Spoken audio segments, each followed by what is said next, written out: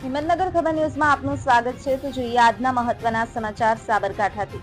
સાબરકાંઠામાં આષાઢી બીજ અને મહાપ્રભુ જગન્નાથજીની યાત્રામાં હિંમતનગર તથા ઈડરમાં ભવ્ય શોભાયાત્રા નીકળેલ હોય, જેમાં સંસદ સભ્ય સાબરકાંઠા અરવલ્લીના શ્રી શોભનાબેન બારૈયા ભગવાન જગન્નાથની શોભાયાત્રામાં ભાગ લીધો. હિંમતનગરમાં નીકળી રેલીમાં હિંમતનગર શહેરીજનો તથા ભક્તોની ભારે ભીડ જોવા મળી. ઈડરમાં પણ ચુસ્ત પોલીસ બંદોબસ્ત સાથે ભગવાન જગન્નાથની શોભાયાત્રામાં જનમેદની ઉમટી. મંજૂર ખણુસિયા, હિંમતનગર ખબર ન્યૂઝ, હિંમતનગર.